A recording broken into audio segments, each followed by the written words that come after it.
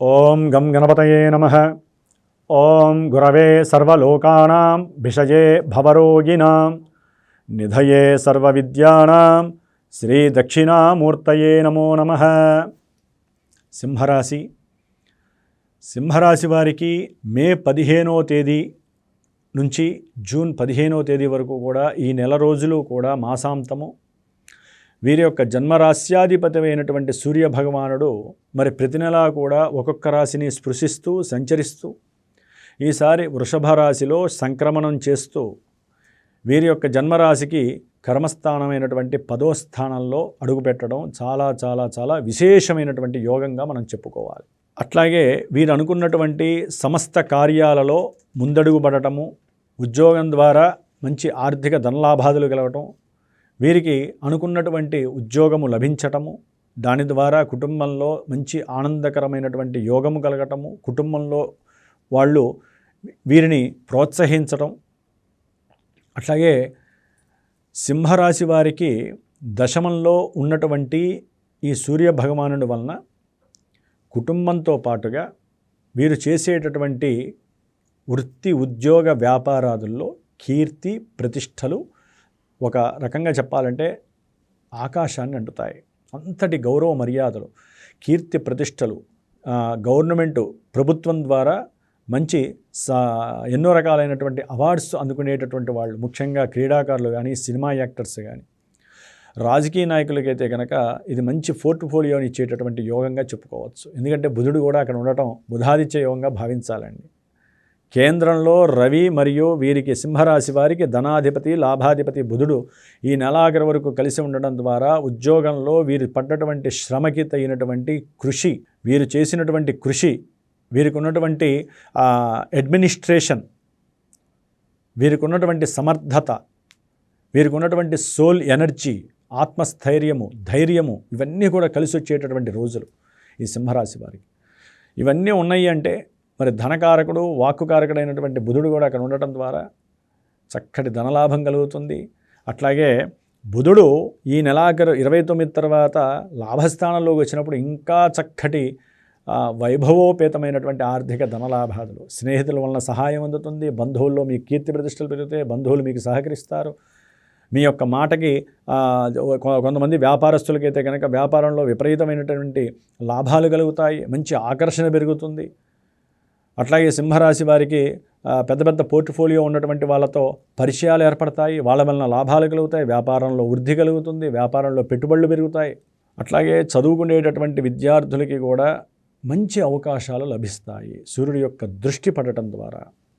అంటే లైఫ్లో మంచి కెరీర్ వైపుకి సంబంధించినటువంటి మంచి చదువు చదవాలి అనేటటువంటి అంతర్గత ఆలోచన పెరుగుతుంది వీళ్ళల్లో.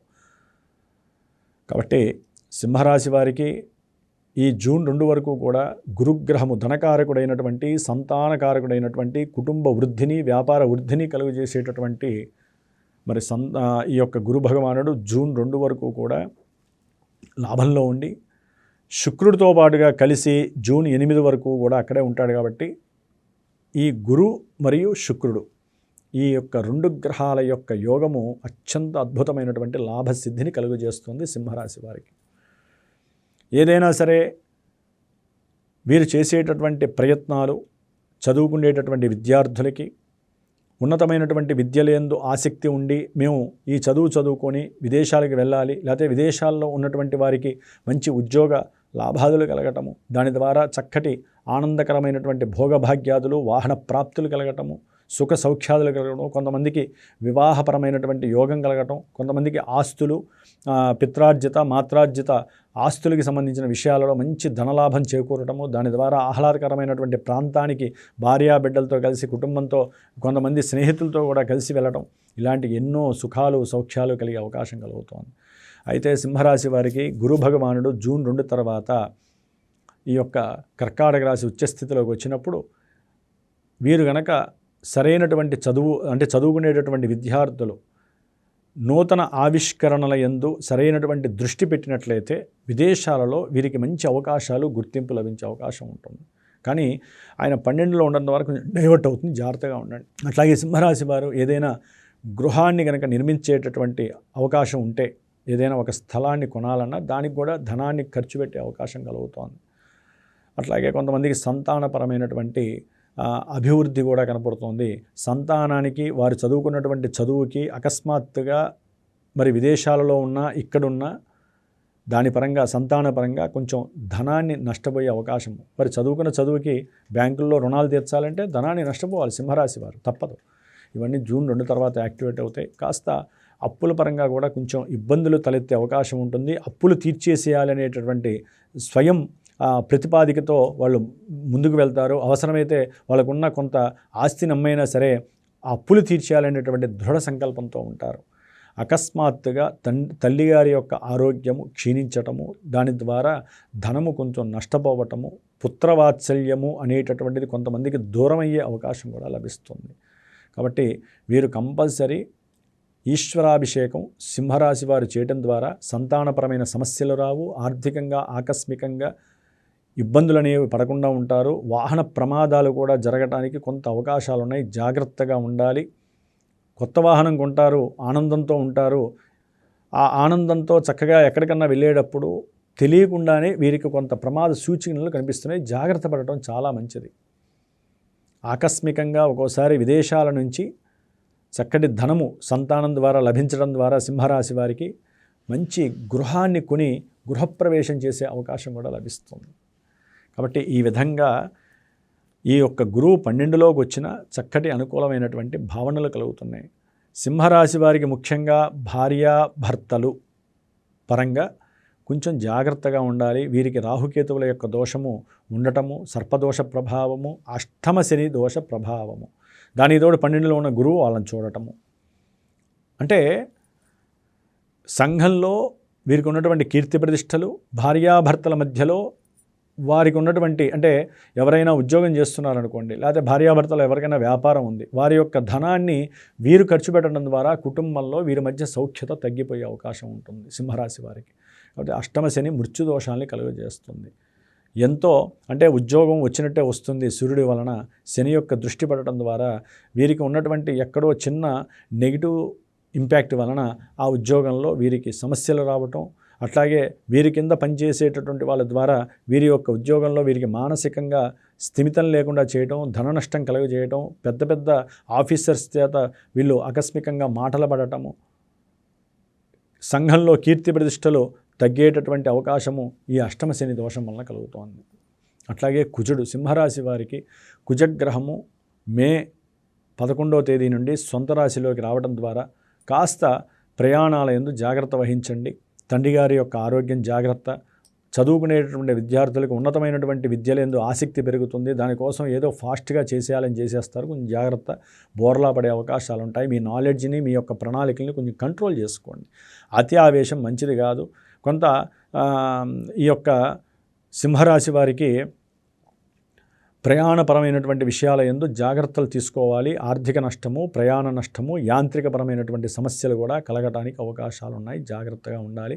ఏదైనా పితృమాత్రార్జితానికి సంబంధించినటువంటి గృహాదుల్ని కానీ ఆస్తుల్ని కానీ అమ్మేటటువంటి ప్రయత్నంలో లాభాలతో పాటుగా ఏజెంట్లు కూడా మోసం చేసే అవకాశం ఉంటుంది. కొంచెం జాగ్రత్త వహించాలి. ఈ విధంగా సింహరాశి వారికి ఉన్నటువంటి గ్రహస్థితులు ఈ విధంగా ఉంటే కొంతమందికి దీనికి పూర్తి విరుద్ధంగా ఉండే అవకాశాలు కూడా ఉంటాయండి. ఎందుకంటే జన్మజాతకం అనేటటువంటిది మెయిన్ ఇంపాక్ట్ కలుగజేస్తుంది. రాశి ప్రభావం కొంతవరకే వీరిని సముదాయిస్తుంది. ఎందుకంటే జన్మజాతకంలో ఒక లగ్నం అనేది ఉంటుంది. ఆ లగ్నమే మన గుండెకాయ ఎట్లాగో మన గుండె అనేటటువంటిది మన శరీరంలో ఎంత ప్రముఖ పాత్ర వహిస్తుందో మన జన్మజాతకంలో లగ్నం అనేటటువంటిది అంత ప్రముఖ పాత్ర వహిస్తుంది. కాబట్టి లగ్నాన్ని అనుసరించి మనకి దశలు అంతర్దశలు ప్రభావితం చేస్తూ ఉంటాయి గోచారాన్ని. కాబట్టి ప్రతి ఒక్కరూ అవకాశం ఉంటే ఏ శుభకార్యాన్నైనా సరే ఆచరించేటప్పుడు, లేదా వివాహ ప్రయత్నాలు చేసేటప్పుడు, ఉన్నత విద్యల పరంగా ఏదైనా ఆలోచన చేసేటప్పుడు, లేకపోతే రుణబాధలతో బాధలు పడుతున్న దంపతుల మధ్య ఎడబాట్లు తీవ్రంగా ఉన్న, సంతాన నష్టాలు కలుగుతున్న, సంతానపరమైన ఇబ్బందులు కలుగుతున్న, అంటే ఇటు సమస్యలకి అటు అనుకూలమైనటువంటి పరిస్థితులకి రెండింటికి జన్మలగ్నం ప్రధానము, దశలు అంతర్దశలు ప్రధానం. కాబట్టి ఈ దశలు అంతర్దశలు ప్రజెంటు ఇప్పుడు జన్మరాశి నుంచి ఎక్కడున్నాయి, ఆ గ్రహాలు జన్మజాతకంలో ఉన్నటువంటి గ్రహాలు ఇప్పుడు ఏమేమి విన్యాసాలు చేస్తున్నాయి అని ఒక సరైన గురువుని మీరు ఎంచుకొని ఆయన ద్వారా మీ జన్మజాతక చక్రాన్ని ఒక 6 నెలలకో సంవత్సరానికో చూపించుకొని మీరు చేసే ప్రయత్నాలు సఫలీకరిస్తాయా లేదా. ఒక వ్యాపారానికి పెట్టుబడి పెట్టాలండి, మరి అష్టమ శని, శని దోషం ఉంది, దానివల్ల నష్టపోతాము అని చెప్పి గోచారంలో చూద్దాం, ప్రమాదాలు జరుగుతాయని చూద్దాం. అదే జన్మజాతకంలో మల్టీ వేరియస్గా ఉంటాయండి. అదే శని గనక శుభాలను ఇచ్చేటటువంటి స్థానాధిపతి అయి లగ్నం నుంచి శుభంగా ఉంటే ఆకస్మికంగా పెట్టుబడులు పెట్టినటువంటి వాళ్ళకి లాభం కలిగే అవకాశం ఉంటుంది, ధనలాభాలు. కాబట్టి మనకు గోచారంలో చూసి మనకి ఇదే జీవితం అని అనుకుంటే మరి కొన్ని కోట్ల మందికి ఇట్లాగే జరగాలిగా. ఒక ఇంట్లో ఉన్న నలుగురిలో ఇద్దరికి ఇదే సింహరాశి ఉంటే ఒకరికి లాభం కలుగుతుంది, ఒకరికి నష్టం కలుగుతుంది. ఒకరికి పెళ్ళి అయిపోతుంది, ఇంకొకరికి పెళ్ళి కాదు. ఎందుకని? రాశులు ఒకటే, నక్షత్రాలు ఒకటే. సింహరాశిలో ఏముంటాయండి? మఖ, పుబ్బ, ఉత్తరా నక్షత్రం. ఈ నక్షత్రాల వారికి అన్నీ ఇవే జరుగుతాయా? అందుకనే జన్మజాతకాన్ని జ్యోతిష్యం ద్వారా తెలియజేసుకొని గురువు చెప్పినటువంటి జాతకరీత్యా ఉన్నటువంటి దోష పరిహారాలు ఆచరించండి. గోచార రీత్యా స్తోత్రాలు చదవటము, మరి ఇప్పుడు సుబ్రహ్మణ్య కళ్యాణం చేయించుకుంటే వివాహం అయ్యే అవకాశం ఉంటుంది, ఏది గోచారంలో. లేదా సుబ్రహ్మణ్య జపం చేసుకోండి, లేదా రాహుకేతువులకి దానాలు ఇవ్వండి. అట్లాగే అష్టమ శని దోషం కోసము హనుమాన్ చాలీసాను, హనుమంతుడి వారికి శనివారం పూజలు చేయండి. శనేశ్వరుడికి అభిషేకాలు చేయించండి, రుద్రాభిషేకాలు చేయించండి. గురువు బాలేదు కదా, రుద్రాభిషేకాలు చేయించండి, శుభం జరుగుతుంది. ఇట్లా మళ్ళీ శుక్రుడు కూడా 12లోకి వచ్చినప్పుడు సింహరాశి వారికి జూన్ 8 తర్వాత మరి ఎన్నో రకాలైనటువంటి అంటే అమ్మకాలు, కొనుగోలు, అట్లాగే ఏదైనా వ్యాపారంలో కానివ్వండి, ధనపరమైనటువంటి సమస్యలు, పెట్టుబడుల్లో కాస్త ఇబ్బందులు పడటము, సౌఖ్యము నశించటము, భార్యాభర్తల మధ్య సరైనటువంటి సంభాషణ చాతుర్యం లేకపోవటము, ఇవన్నీ ఎన్నో రకాలైనటువంటి నెగిటివ్నెస్లు గురు శుక్రుల వలన కలుగుతున్నాయి. కాబట్టి సింహరాశి వారు తప్పకుండా ఈ యొక్క రాహువు, శని, కేతువు ఈ 3 గ్రహాలతో పాటుగా గురు శుక్రులను కూడా చక్కగా జపతపాదులు చేసుకోండి, శుభంగా ఉండటానికి ప్రయత్నం చేయండి. సింహరాశి వారు చాలా చాలా అనుకూలమైనటువంటి సూర్య బలం ఉన్నటువంటి వాళ్ళు ఈ మాసము కూడా. ఓం నమో నారాయణాయ.